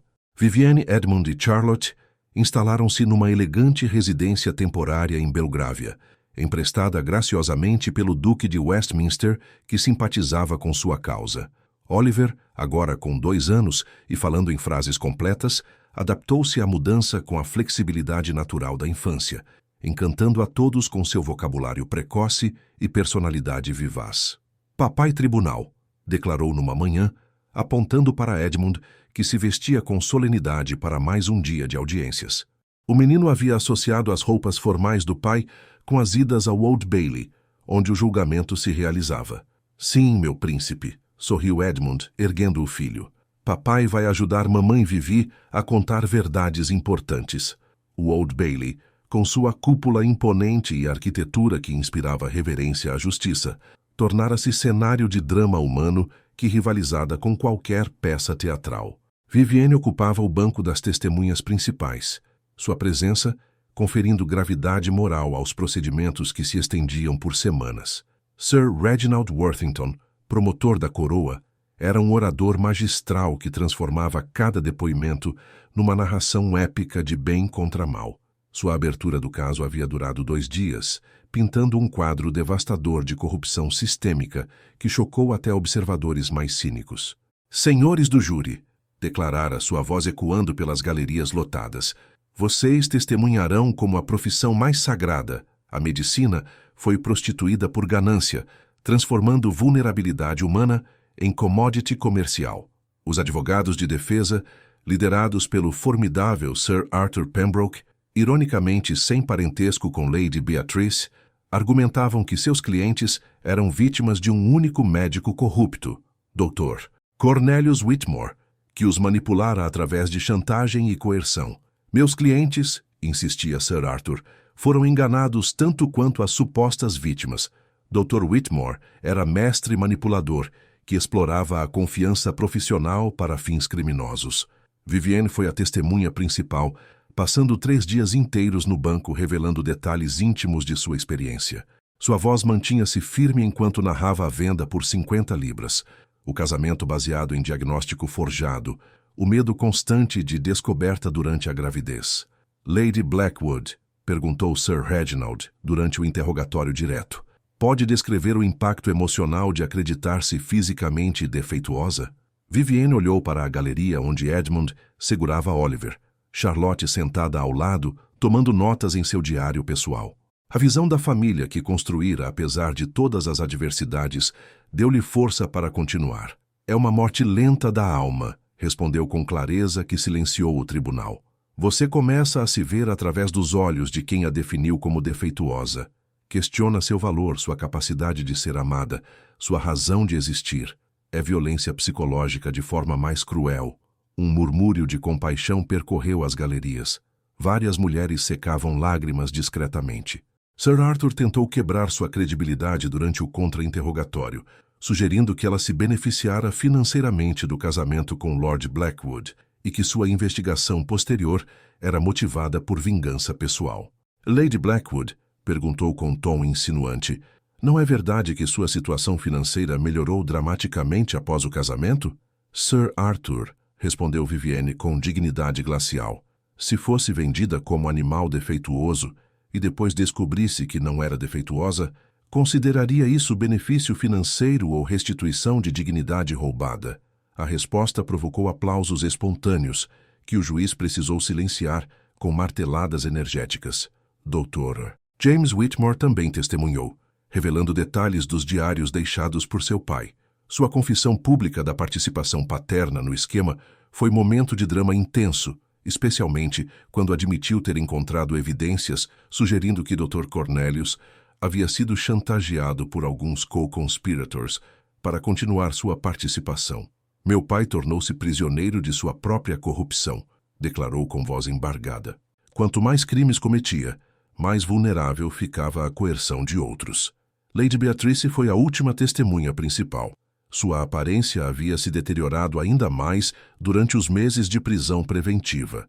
Tentou minimizar sua culpabilidade, insistindo que apenas facilitava casamentos convenientes, sem compreender completamente o esquema médico subjacente.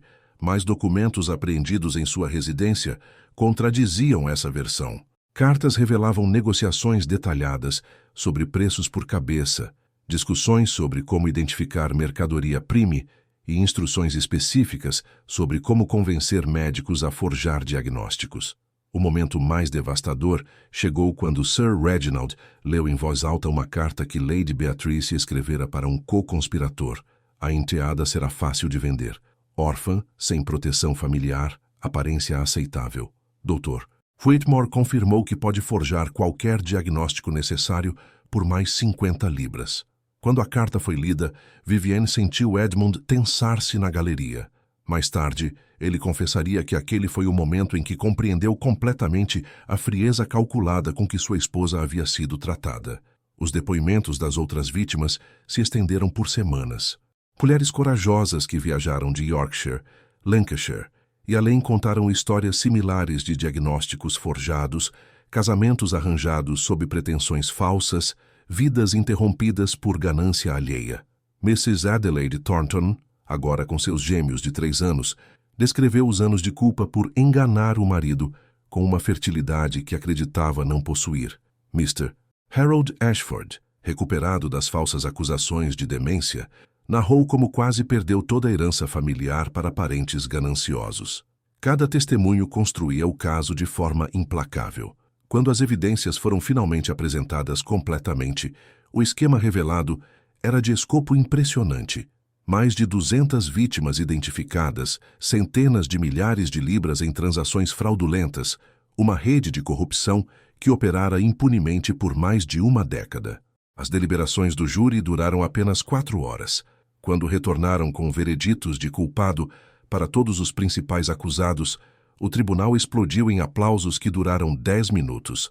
Lady Beatrice foi condenada a 15 anos de prisão. Outros co-conspirators receberam sentenças variando entre 5 e 12 anos. Mais importante, o juiz ordenou reparações financeiras para todas as vítimas identificadas.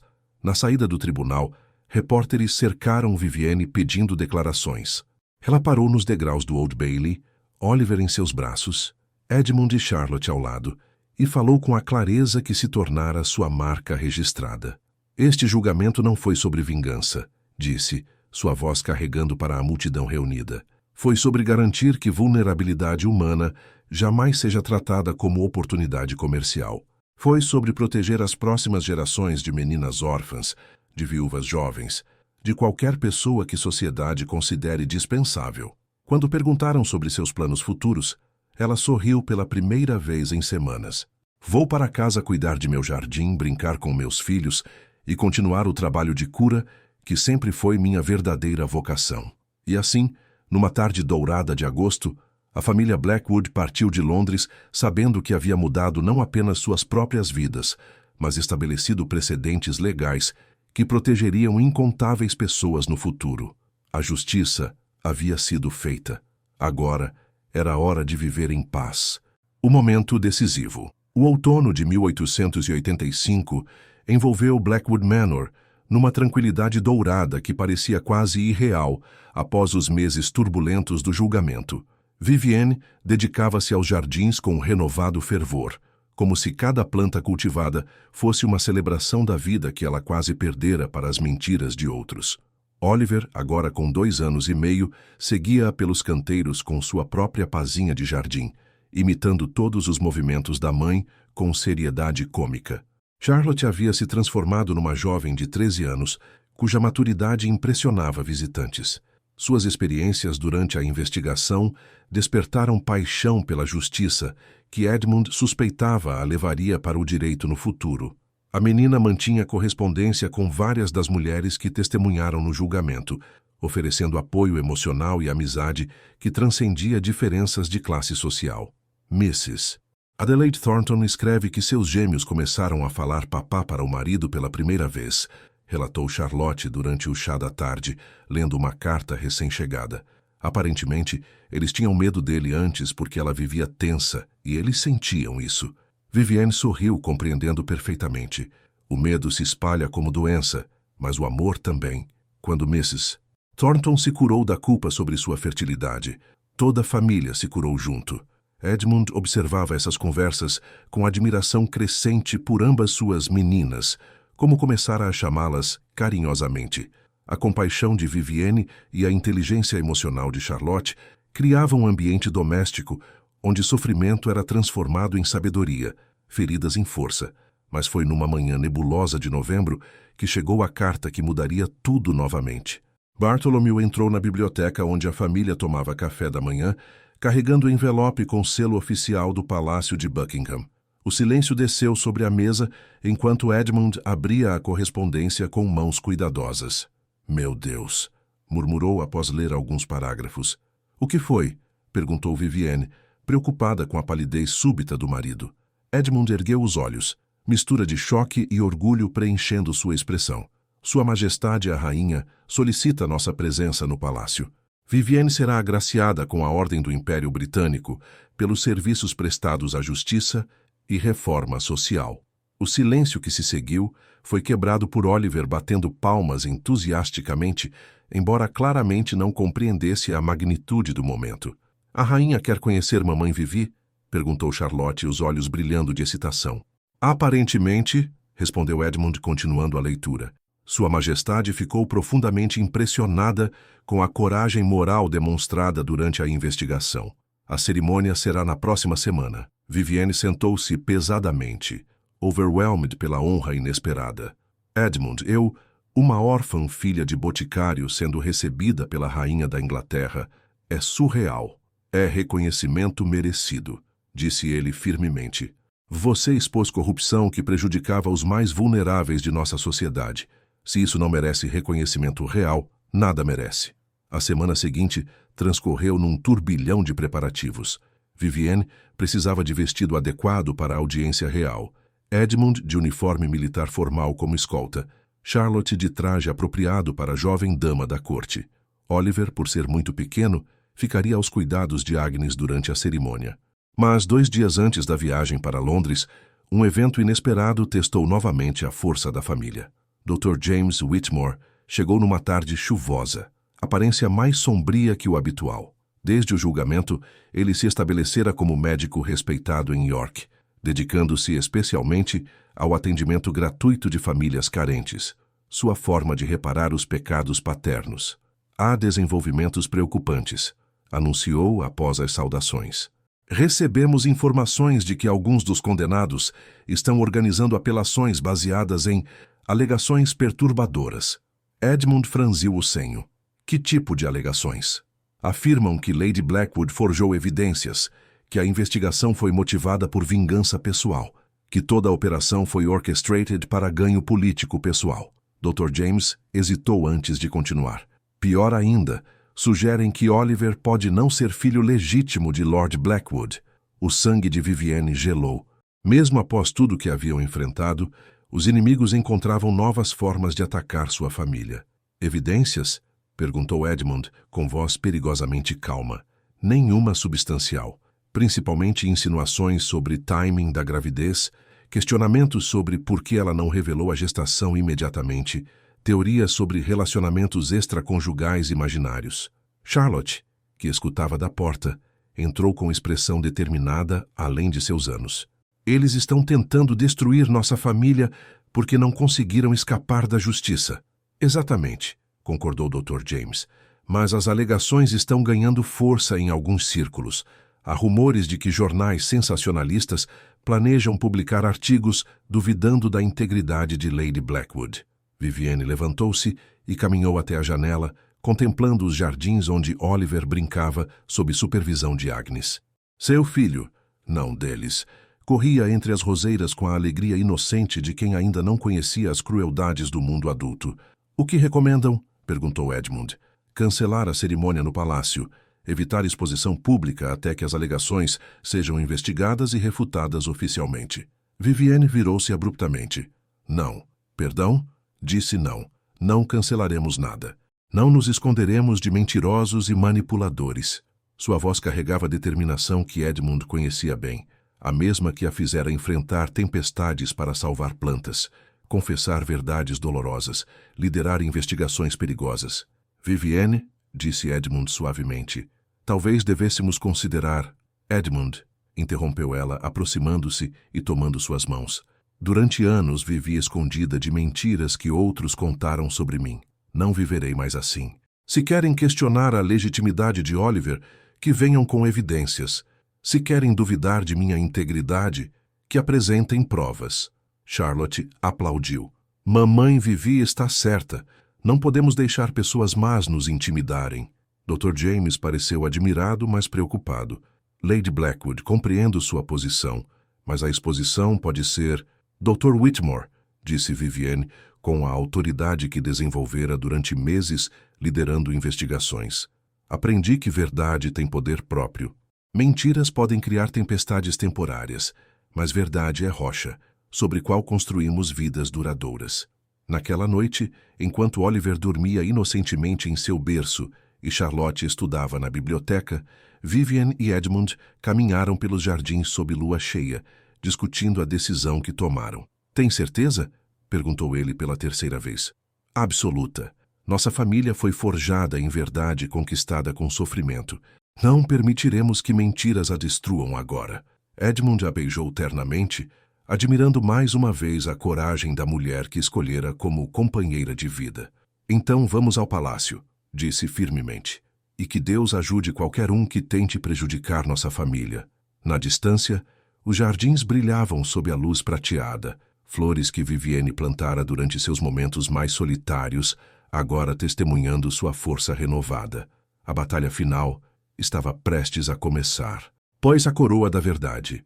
A manhã de 23 de novembro de 1885 amanheceu cristalina sobre Londres, como se o próprio céu conspirasse para abençoar um dia que entraria para a história. Vivienne acordou no Hotel Claridge, com o coração batendo num ritmo que mesclava ansiedade e determinação. Hoje enfrentaria não apenas a cerimônia no Palácio de Buckingham, mas também os sussurros maliciosos que tentavam manchar sua reputação numa última investida desesperada. Mamãe bonita, declarou Oliver, trepando na cama matrimonial com a agilidade de um pequeno montanhista. Aos 2 anos e meio, o menino possuía vocabulário impressionante e personalidade que derretia corações mais resistentes. Muito bonita, concordou Edmund, beijando a testa da esposa, enquanto amarrava a gravata do uniforme militar de gala. As condecorações no peito refletiam a luz matinal, mas nenhuma brilhava tanto quanto o orgulho em seus olhos azuis.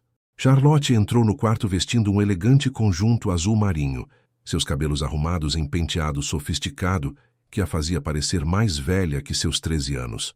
Os repórteres já estão reunidos na frente do hotel, informou, espiando pela cortina. Muitos deles. A imprensa havia se dividido. Jornais respeitáveis como The Times e The Guardian apoiavam Vivienne, elogiando sua coragem moral e dedicação à justiça social. Mas tabloides sensacionalistas publicaram artigos venenosos nos últimos dias, repetindo insinuações dos condenados sobre sua integridade e questionando a paternidade de Oliver. Estão prontos para isso? Perguntou o Dr. James Whitmore, que chegara de York especificamente para acompanhar a família neste dia crucial. Sua presença oferecia apoio moral e testemunho adicional da verdade que defendiam. Nascemos prontos, respondeu Vivienne, com um sorriso que misturava serenidade e desafio. A carruagem real enviada para escoltá-los ao palácio aguardava na entrada do hotel, flanqueada por guardas montados em uniformes impecáveis. Quando a família emergiu do Claridge, uma multidão de curiosos e repórteres os aguardava, criando corredor humano até a carruagem. Lady Blackwood, gritavam jornalistas, é verdade que forjou evidências? Pode comentar sobre as alegações de infidelidade? Oliver é realmente filho de Lord Blackwood? Vivienne parou no meio da calçada, Edmund e Charlotte flanqueando-a protetoramente. Oliver em seus braços observando tudo com olhos curiosos. Em vez de ignorar as perguntas ou apressar-se para a carruagem, ela enfrentou as câmeras e os questionamentos com dignidade real. Senhores da imprensa, disse, sua voz carregando claramente na manhã fria. Durante meses investigamos crimes que prejudicaram centenas de pessoas inocentes. Hoje, os condenados tentam escapar de suas sentenças espalhando mentiras sobre minha família. Mas verdade não muda porque criminosos inventam calúnias. Ergueu Oliver para que todos pudessem vê-lo claramente. Este é meu filho, nosso filho, nascido do amor verdadeiro e reconhecido legalmente como herdeiro de Blackwood Manor. Qualquer um que questione sua legitimidade está questionando não apenas nossa família, mas os registros oficiais do governo de Sua Majestade. Um murmúrio percorreu a multidão. Vários repórteres rabiscavam furiosamente em seus blocos de notas. Quanto às alegações sobre minha conduta durante a investigação, continuou com autoridade crescente, convido qualquer pessoa a examinar cada documento, cada depoimento, cada evidência apresentada. Tudo foi conduzido sob supervisão direta da coroa e validado por investigadores governamentais independentes. Edmund aproximou-se, colocando o braço protetoramente ao redor da esposa. Minha família suportou calúnias suficientes. Hoje celebramos reconhecimento merecido pelos serviços de Lady Blackwood à justiça britânica. Qualquer um que continue espalhando mentiras responderá aos nossos advogados. A multidão aplaudiu espontaneamente quando subiram na carruagem real. Mesmo alguns dos repórteres mais céticos pareciam impressionados pela dignidade e franqueza com que enfrentaram as acusações. A jornada até o Palácio de Buckingham transcorreu pelas ruas de Londres, engalanadas para a ocasião. Vivienne contemplava pela janela da carruagem a cidade que testemunhara tantas transformações em sua vida, de órfã desamparada a investigadora da coroa, de mulher estéril a mãe orgulhosa, de vítima silenciosa a defensora de outras vítimas. O Palácio de Buckingham erguia-se majestoso contra o céu azul, suas fachadas de pedra irradiando poder e tradição centenários. Guardas em uniformes escarlates flanqueavam a entrada principal, enquanto estandartes reais tremulavam suavemente na brisa matinal. Foram escoltados através de corredores que respiravam história, pinturas de monarcas antigos, tapetes persas inestimáveis, móveis que testemunharam séculos de decisões que moldaram um império. Oliver observava tudo com olhos arregalados, apontando para lustres de cristal e sussurrando, "Pretty", com admiração infantil. A sala do trono estava repleta de dignitários, nobres e representantes do governo. Vivienne reconheceu várias faces dos dias de julgamento. Sir Reginald Worthington, Inspector General Hartwell, até mesmo algumas das mulheres que testemunharam ao lado dela. A solidariedade implícita daquelas presenças aqueceu seu coração. Quando as trombetas anunciaram a entrada de Sua Majestade, todos se curvaram respeitosamente. A Rainha Vitória, aos 66 anos, caminhava com dignidade imperial que comandava reverência instintiva. Seus olhos, agudos e inteligentes, fixaram-se imediatamente em Vivienne com interesse evidente. "Lady Blackwood", disse a rainha com voz que carregava a autoridade de décadas no trono, "aproxime-se." Vivienne avançou sozinha, executando reverência perfeita, aprendida em semanas de preparação. Mas quando ergueu os olhos, encontrou nos da rainha não frieza imperial, mas calor genuíno. "Majestade", murmurou respeitosamente, "estudamos extensivamente sua investigação e o julgamento subsequente", disse a rainha, sua voz carregando para toda a sala. Raramente testemunhamos coragem moral de tal magnitude. A senhora enfrentou forças poderosas para proteger os mais vulneráveis de nossa sociedade. É exatamente o tipo de serviço que merece reconhecimento imperial. Um silêncio reverente desceu sobre a sala, enquanto a rainha tomava nas mãos a insígnia da Ordem do Império Britânico. Por seus serviços extraordinários à justiça, à medicina e ao bem-estar dos súditos britânicos, declarou solenemente: eu, Vitória, pela graça de Deus, rainha do Reino Unido, da Grã-Bretanha e Irlanda, vos nomeio dama comandante da mais excelente ordem do Império Britânico. Quando a insígnia foi afixada ao peito de Vivienne, aplausos ecoaram pela sala do trono, mas a rainha não havia terminado. Além disso, continuou surpreendendo todos os presentes, devido às circunstâncias especiais que trouxeram atenção maliciosa sobre sua família, desejamos fazer declaração pública. A rainha virou-se para enfrentar toda a assembleia, sua voz adquirindo tom que não admitia questionamentos. Chegaram ao nosso conhecimento tentativas covardes de manchar a reputação de Dame Vivienne Blackwood através de insinuações sobre sua família. Declaramos solenemente que a investigação conduzida por Dame Blackwood foi exemplar em todos os aspectos, que sua integridade moral está além de questionamentos e que qualquer ataque à sua reputação será considerado ataque à coroa. Um murmúrio de aprovação percorreu a sala. Edmund sentiu lágrimas de orgulho nos olhos, enquanto Charlotte sussurrava "Yes", baixinho. Mas a rainha ainda não terminara. Aproximou-se de onde Edmund segurava Oliver e estendeu os braços. "Posso?" Edmund entregou o filho com reverência, observando a rainha da Inglaterra segurar seu menino com ternura avó.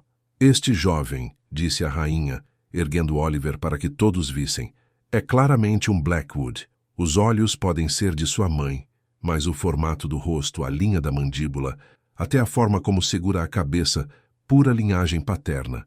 Qualquer um que questione sua legitimidade, questiona nossa capacidade de reconhecer parentesco óbvio." Oliver, em vez de intimidar-se pela grandiosidade do momento, sorriu para a rainha e declarou claramente: "Pretty lady." A rainha riu, som raro que encantou toda a assembleia. Inteligente também. Será um homem notável quando crescer. A cerimônia concluiu com recepção, onde Vivienne foi cumprimentada por centenas de dignitários. Cada aperto de mão, cada palavra de congratulação era validação pública de sua posição na sociedade. Nenhum sussurro malicioso poderia resistir ao endosso explícito da coroa. Quando finalmente retornaram ao hotel no final da tarde, encontraram pilhas de telegramas e cartas de apoio chegadas de todo o império. Jornais já publicavam edições especiais com fotografias da cerimônia e declarações da rainha, efetivamente silenciando quaisquer críticos remanescentes. "Dame Vivienne Blackwood", murmurou Edmund naquela noite, enquanto contemplavam Londres iluminada pela janela do hotel. "Tem um belo som." "Lady Blackwood soava perfeitamente bem para mim", respondeu ela, encostando-se ao peito dele. "Títulos não mudam quem somos por dentro." "Não", concordou ele beijando seus cabelos, "mas garantem que ninguém questione nosso direito de existir." E assim, numa decisão que ecoaria através das décadas seguintes, Vivienne Fairfax Blackwood, órfã vendida por 50 libras que se tornou defensora dos oprimidos, recebeu reconhecimento real que solidificou para sempre seu lugar na história. O amor havia triunfado sobre as mentiras. A verdade vencera a corrupção. E uma família construída sobre alicerces improváveis emergiu mais forte de cada tempestade enfrentada. Epílogo. 8 anos depois, 1892. O jardim de rosas brancas em Blackwood Manor florescera magnificamente nos anos que se seguiram.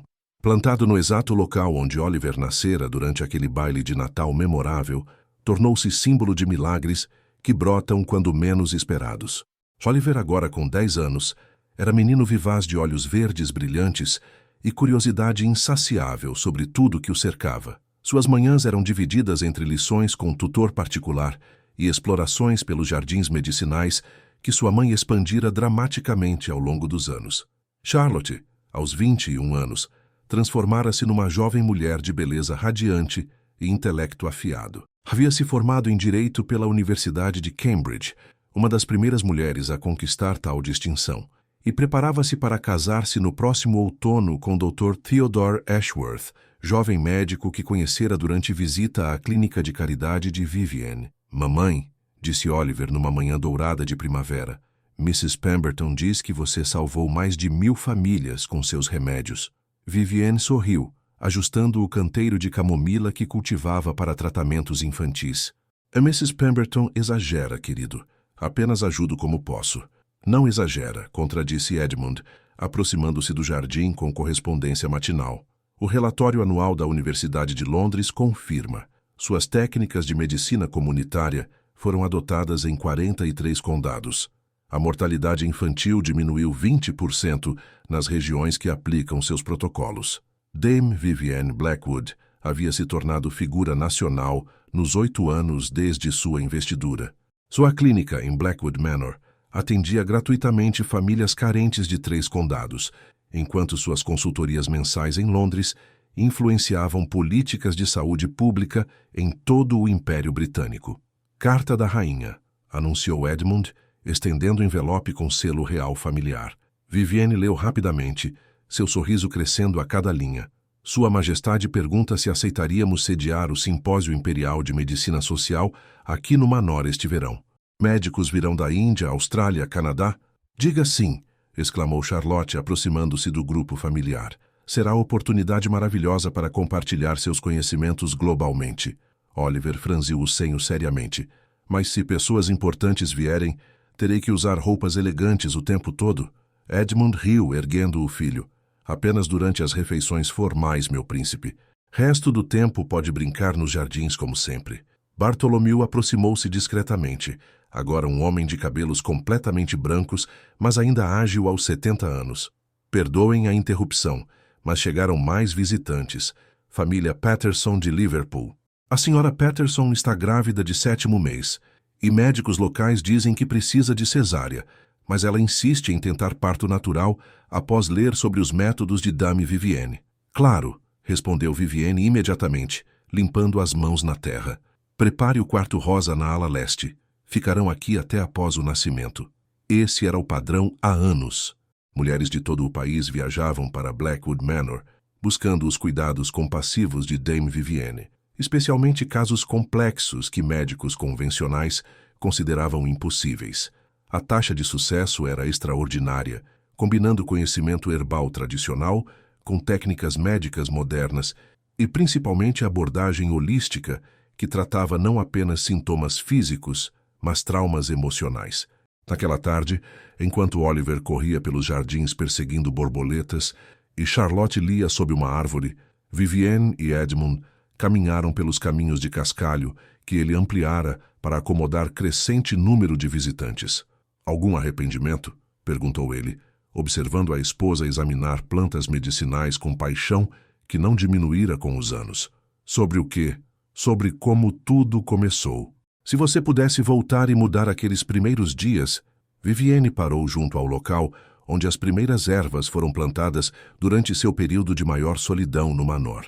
Agora era jardim exuberante que alimentava uma farmácia natural reconhecida internacionalmente. Mudaria a corrupção que nos machucou, disse pensativamente. Mudaria o sofrimento de todas aquelas famílias que foram enganadas, mas nossa jornada específica, nosso amor, nossa família, jamais mudaria uma única lágrima se significasse perder o que construímos. Edmund beijou-a ternamente, ainda maravilhado após 10 anos de casamento pela força e sabedoria da mulher que escolhera como companheira. Inclusive, acrescentou Vivienne, com sorriso travesso, se tivéssemos nos conhecido em circunstâncias convencionais, você provavelmente teria se casado com alguma debutante apropriada e eu teria me tornado governanta de alguma família distante. Jamais teríamos descoberto que eram possíveis milagres. Os milagres éramos nós o tempo todo, observou Edmund. Apenas precisávamos de circunstâncias certas para nos encontrarmos. Naquele momento, Oliver veio correndo com um punhado de flores silvestres. Para a mamãe mais bonita do mundo, declarou oferecendo o buquê improvisado com seriedade teatral. Para o menino mais doce do universo, respondeu Vivienne, aceitando as flores como se fossem tesouros reais. E ali, rodeados pelos jardins que testemunharam tantas transformações, A família, que nascera de circunstâncias impossíveis, contemplou juntos o futuro que construíram com amor, verdade e coragem inabalável. Porque às vezes, descobriram, os finais mais belos nascem dos começos mais improváveis. Fim da narrativa.